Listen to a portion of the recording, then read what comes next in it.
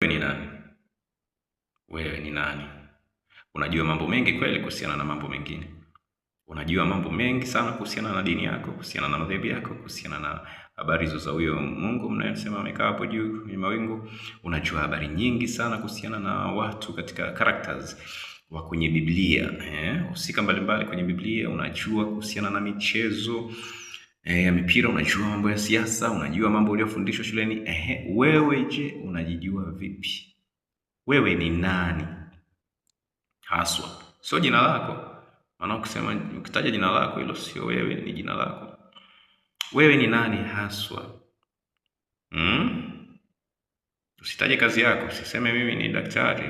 Hiyo sio wewe, hiyo ni occupation, ni kazi yako hiyo. Wewe ni nani? Usiseme ni mwanamke au ni mwanaume, hiyo ni jinsi yako, sio wewe. Wewe ni nani? Ukisema wewe ni binadamu, sio wewe, hiyo ni asili yenu, mnasemaga mmetokana na Adam, bin Adam. Bora mimi sio binadamu, sababu mimi sijatokana na Adam. Wewe ni nani haswa? Mbona unajifunza tu vitu vingine tu vingi, alafu wewe mwenyewe umejiacha? Wewe ni nani?